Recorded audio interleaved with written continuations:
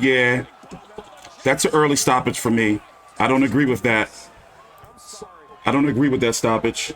Yo, let me just go ahead and get it out the way. Listen, unlike Gary Russell, I'm not saying this because I'm tired. I did get a chance to pass out on the couch around round 5 or 6 or so last night of this. Had a long day covering the Rigondeaux card in the morning, and then, you know, basically a 14-hour shift, you know, of boxing.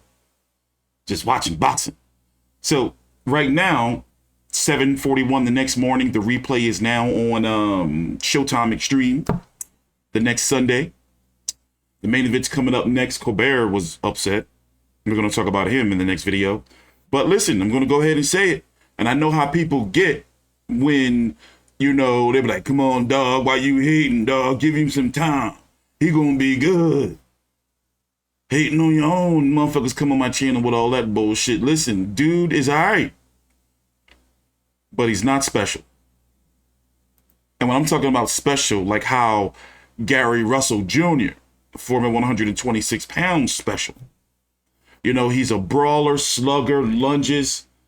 You know, I get it. You know, well, he's 25 years old, so that's not really considered like a young pup. You're supposed to be approaching your prime-ish around that time in boxing. But, you know, their father's been going through some shit. Their father's, I believe he had one of his feet amputated. My father had his foot amputated.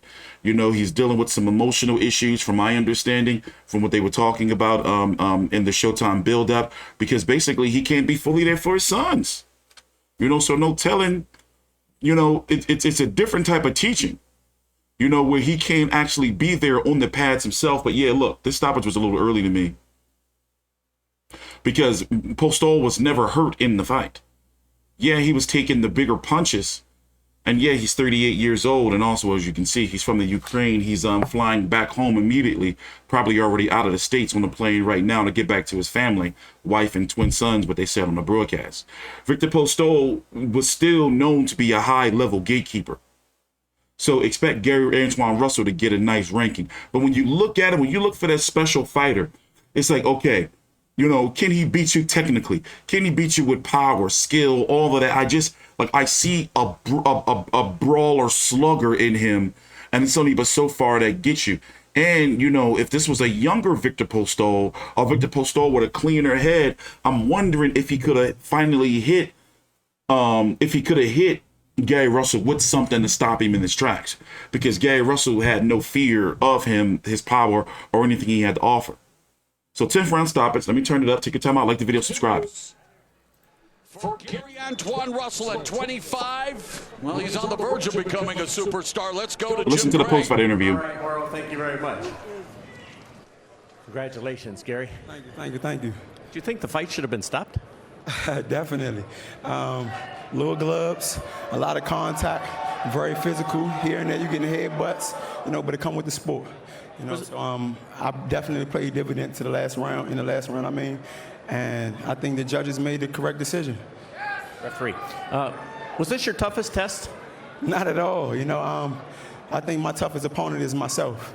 You know, we train and we practice for executing what we are told to do. And honestly, I think tonight it took me a little longer to execute that. You know, but I got it done. Where do you think you are right now? As far as what, my rankings? Correct, in terms of the process of wanting to compete and getting a shot for a championship. I think it speaks for itself. You know, he was a competitor against Terence Crawford. It went the distance. I stopped him. I mean, the talent speaks. You know, I believe I'm ready for another step up, but we're going to take it slow. You know, I want to thank Charlie. I want to thank God. I want to thank my family because they've been my #1 supporters. How's your dad doing? We know it's been a very difficult time, and we had a chance to speak to him before the fight, Al Bernstein and Moro and Abner. How's he doing, and how's his mental state particularly? You know, emotionally, he bouncing back. You know, like I said, the proof is in the pudding. How would you feel if your foot got amputated? If you had sugar diabetes, if you was going through trials and tribulations and you still had a family to look over, you know, and navigate through a lot of rough times just to make them successful. That's a man's job. You know, that's a miracle in the making, and he's doing it. You know, he's staying strong, and I appreciate him for that. You had tremendous compassion before the fight and also after the fight for what Victor is going through back in his homeland, being separated from his twins and his wife and the war that's going on. Does it make it difficult to compete when you know your opponent, while he may not be distracted in the ring, it just has so much going on, and you put your place in his shoes? Does it make it difficult for me? Not at all. You know, we're in a hurt business. You know, but I do take my hat off to him because he got his family at home. His bombing's going on. He's at war. His family, his country is at war, literally. You know, but when we step into this square, it's our jobs as participants to block all of that out and be tunnel vision, because this man is coming to hurt me and I'm coming to hurt him. Congratulations. Terrific effort. Thank you. All right, Victor Postol has left the ring. Okay, let's go tomorrow. All right.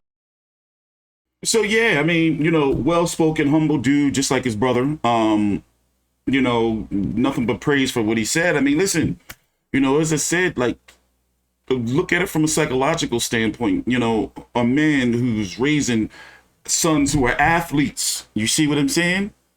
And then losing his foot, being in a wheelchair, like, you know, and he can't really implement just my opinion, what he wants, you know, because he can't be physically involved.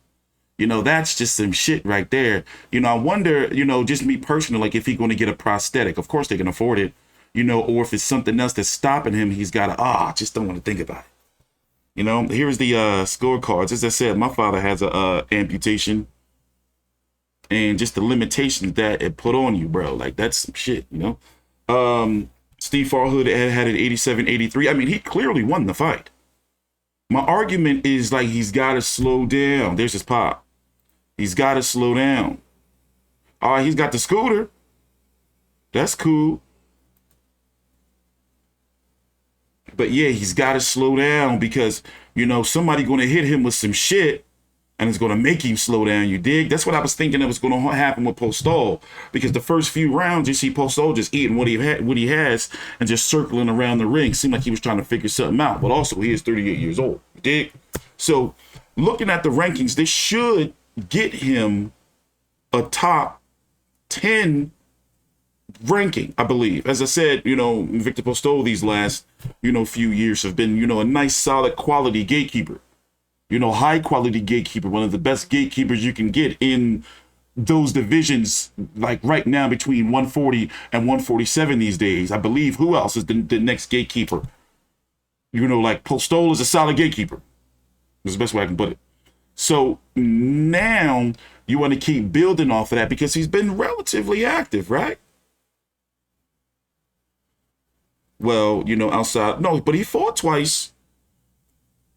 Oh, he only had one fight in 2021. How come I felt I seen it? How come I feel like I've been seeing him more?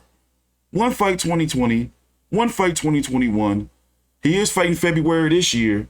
So, you know, that's a good sign. But also you have to think, okay, yeah, his pop did go through some shit. So maybe that had something to do with the 2021 layoff. And remember, Gary Russell did on the media call hint before the fight with Mark Maciec, which I think he should rematch.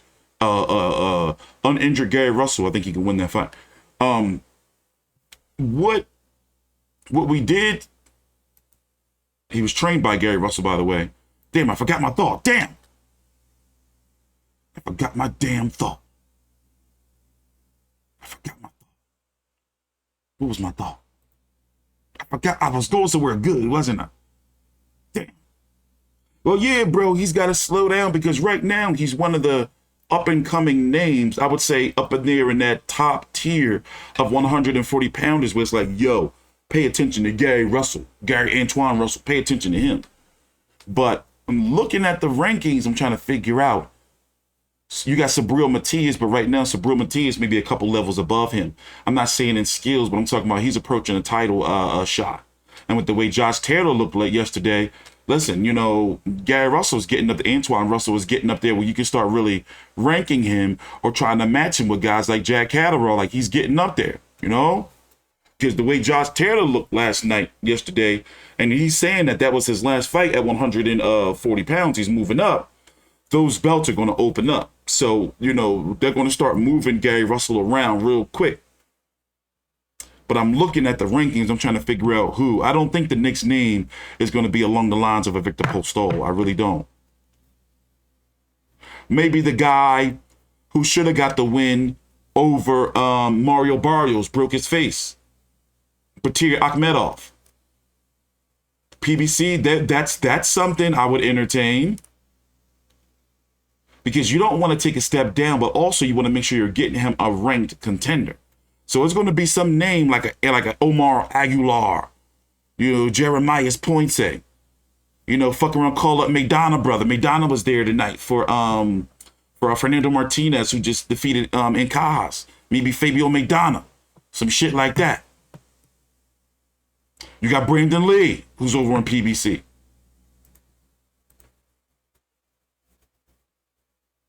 That's why I'm thinking they're going to go with it. Well, anyway, take your time out. No, I don't think they'll do Brandon Lee next. Well, I don't think so. Well, anyway, take your time out. Like the video, subscribe, and teach through controversy with Fight 360. We're back full time. The links to my social media right down below in the description box. Also, follow me. I already said follow me on Twitter. My bad. Thanks for watching.